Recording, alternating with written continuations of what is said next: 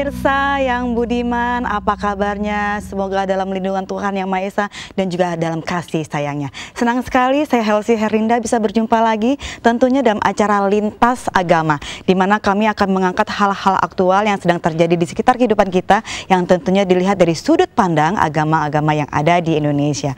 Adapun tema kita kali ini adalah menuju harmonisasi kerukunan umat beragama. Pemirsa, Helsi sangat yakin sekali bahwa banyak sekali masyarakat Indonesia yang dengan penuh tanggung jawab menjaga kerukunan umat beragama.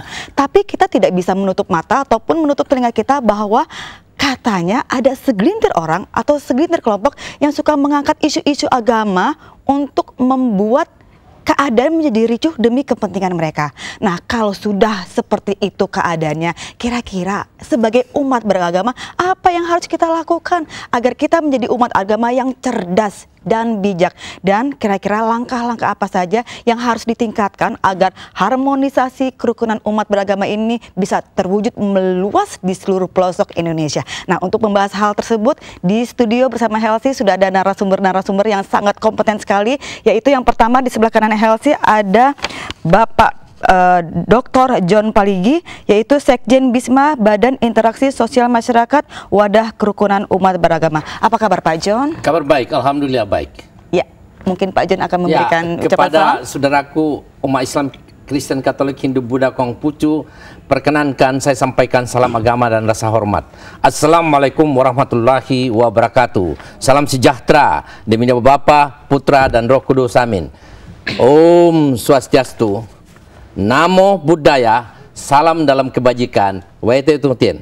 Luar biasa sekali. Dan selanjutnya bersama kami ada Bapak Profesor Dr. Andi Faisal MA, yaitu dari tokoh agama Islam. Assalamualaikum warahmatullahi wabarakatuh Bapak. Waalaikumsalam warahmatullahi wabarakatuh. Terima kasih atas kehadirannya. Dan juga bersama kami ada Biku Dhamma Karotera, yaitu tokoh agama Buddha. Namo Buddhaya. Namo Buddhaya. Dan pemirsa, tidak hanya bertiga yang ada di studio, ada juga rekan-rekan mahasiswa dari Universitas Islam Negeri Syarif Hidayatullah Jakarta. Bagaimana kabarnya? Alhamdulillah. Semangat. Oke, ikuti perbincangan ini, dan kalau ada yang mau tanya-tanya boleh langsung ya, tapi nanti. Ya, baik pemirsa dan juga teman-teman di studio, kita langsung aja ikuti perbincangan ini, yaitu Helsi mau pertama kali mau berbicara dengan Pak John. Pak John, ini bicara tentang harmonisasi kerukunan umat beragama. Sejauh pandangan Bapak selaku Sekjen Bisma, kira-kira ini keharmonisan umat beragama semakin bagus atau agak menurun, Pak? Ya, selama 11 tahun saya memangku jabatan ini, sebetulnya aktif di kerukunan sudah 26 tahun. Tetapi saya melihat dinamis. Dinamis pasang surut biasa.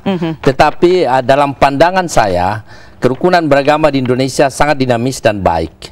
Bahwa ada kadang-kadang itu adalah karakter-karakter individu yang ada pada setiap agama. Jadi bukan agama, tetapi ada pada setiap agama.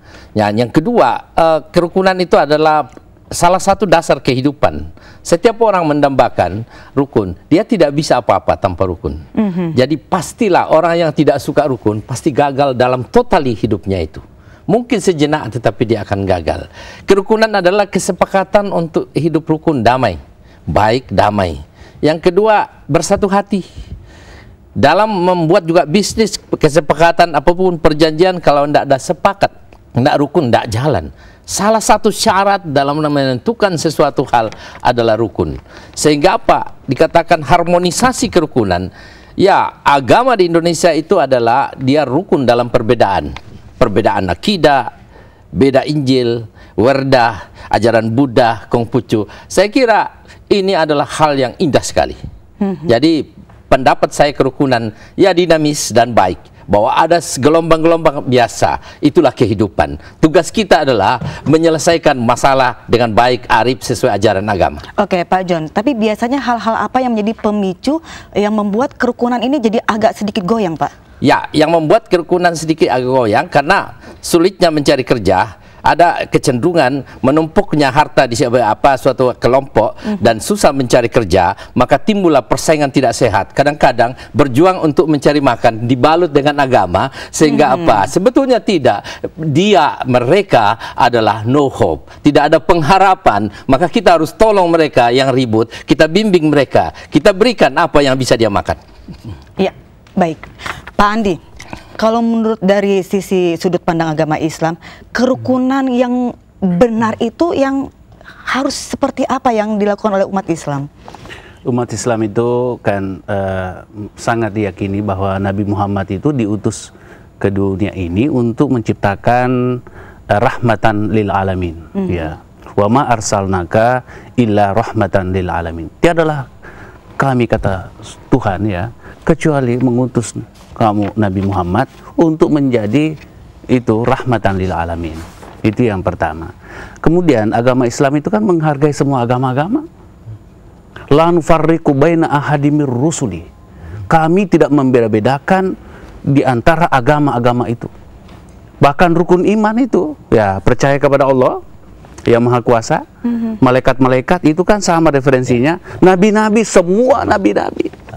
Ada 25 nabi dan rasul yang diakui itu dalam Al-Quran. Tapi ternyata dalam hadis ada 215.000 nabi, ada 317 rasul. Itu ada di mana-mana, terpencar di seluruh dunia. Walikulli ummatin rasulun, setiap umat itu ada rasulnya. Kemudian sama-sama percaya kepada kitab. Semua kitab suci dipercaya. Itu Zabur, Taurat, Injil, ya, bahkan seperti Profesor Hamka, ya, atau si Veda juga, Tripitaka juga, Analeks juga. Karena ya tadi itu ada nabi, ada di mana-mana. Ini ya, kalau Islam seperti itu. Kemudian percaya kepada hari akhirat. Semua percaya kepada hari akhirat. Ada surga, ada neraka. Ya, begitu juga agama lain, ada nirwana, ada sama-sama kosakatanya heaven atau paradise, ya, ada Eden, ya, ada Firdaus, macam-macam namanya itu. Kemudian dalam Islam ada lagi namanya percaya kepada takdir itu. Itu filmnya, Mbak, ya, kayaknya ada film itu. Ya, jangan salahkan takdir. Ya. Ini umpamanya bahwa itu bukan salahnya takdir memang, ya, tapi kan kita harus percaya bahwa ada itu. Oleh karena itu berusahalah memperbaiki takdirnya ini. Bisa mengubah takdir karena usaha. Itulah barangkali yang ingin dicapai dalam filmnya Mbak Helsi itu. Nah, sekarang Pak Andi, kan yang permasalahan yang kita suka lihat adalah ada beberapa kelompok atau orang yang mengatasnamakan agama Islam terutama, mohon maaf, dengan embel-embel yang kekerasan misalnya. Nah, itulah yang harus diluruskan, Mbak, karena Islam itu agama cinta kasih, rahmah, Ar-Rahman Ar-Rahim. Kalau setiap orang Islam itu memulai sesuatu selalu dengan Bismillah. Bismillahirrahmanirrahim, dengan nama Allah yang Maha Pengasih dan Penyayang. Jadi Nabi Muhammad sendiri juga penuh kasih sayang, bukan kekerasan ya, harusnya, Pak, ya? Siapa yang membunuh orang seolah-olah membunuh semua manusia itu dalam Al-Quran. Yang kemudian janganlah kamu mencaci maki orang lain, sesembahan orang lain. Jangan membicarakan keburukan orang lain, karena boleh jadi itu orang itu lebih bagus daripada kamu. Itu kan pernyataannya. Maukah kamu memakan bangkai saudaramu yang sudah meninggal? Itu kalau kita menceritakan keburukan orang lain. Tuhan mengatakan, tentu kamu jijik, fakarih tumuhu, tentu kamu jijik. Oleh karena itu jangan kerjakan itu. Nah, disinilah kemudian umat Islam kalau dicemohkan nabinya, Qurannya, Tuhannya, yaitu karena memang doktrin ini jangan sampai kita itu mencaci maki orang lain. Kan ya itu Islam menghormati semua agama-agama. Nah, cuma ketika dicaci maki, disinilah kemudian karena kasih sayangnya kepada Rasulullah, kasih sayangnya kepada Allah, dan penghormatannya kepada Al-Quran. Kalau ada yang mencaci maki, ya itu muncul karena tadi itu betapa kuatnya keimanan itu. Cuma tentu saja tidak bisa anarkis. Jangan anarkis. Jangan, tapi itu menyampaikan ketidaksenangannya kan boleh. Ya, apa salahnya menyampaikan ketidaksenangan? Tapi jangan membunuh. Kasihan kan, Dubes dibunuh. Ya. Oke, Biku, kira-kira kalau dari sudut pandang agama Buddha sendiri, kerukunan itu seperti apa? Ya, seperti yang tadi telah sampaikan juga bahwa kerukunan itu menjadi mutlak, bahwa itu tidak bisa ditawar lagi, bahwa untuk mencapai satu kebersamaan, kerukunan, bahkan kebahagiaan itu sendiri tanpa kerukunan tidak akan bisa dicapai. Nah, sedangkan semua ajaran agama adalah mengajarkan untuk nilai-nilai kebajikan itu sendiri. Sebenarnya menjadi masalah di mana? Bukan agamanya, tapi pelaksananya. Pelaksananya. Okay. Jadi yang berbeda itu individunya. Tingkat kualitas batiniah seseorang itu berbeda-beda.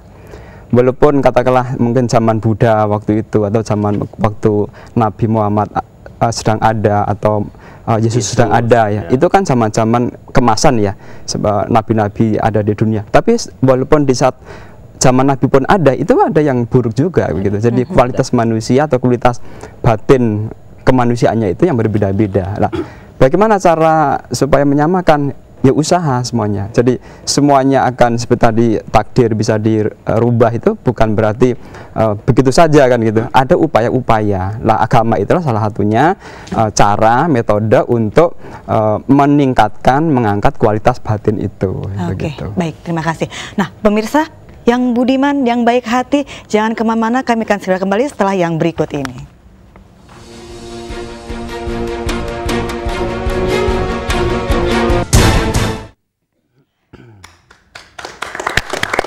Ya, pemirsa yang beriman, kembali di Lintas Agama dengan tema menuju harmonisasi kerukunan umat beragama. Helsi akan lanjutkan kembali perbincangan ini, yaitu langsung kembali ke Pak John. Pak John, ini kan tadi kita sempat bicara tentang masalah ada beberapa oknum agama gitu ya, yang suka melakukan hal-hal kekerasan yang tidak penuh dengan kasih sayang.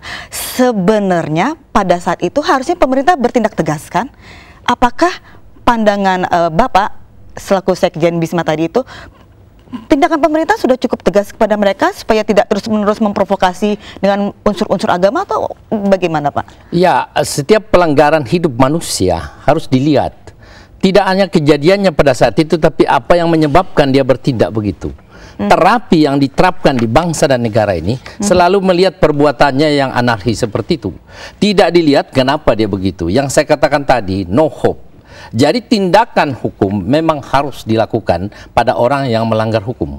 Bersamaan dengan itu, ini di lembaga ketahanan nasional diajarkan dua sisi. Kalau ada hal yang salah, maka pendekatannya adalah dulu security approach, tangkap langsung gebukin. Sekarang law enforcement, reformasi tangkap adili apa. Tapi satu sisi dari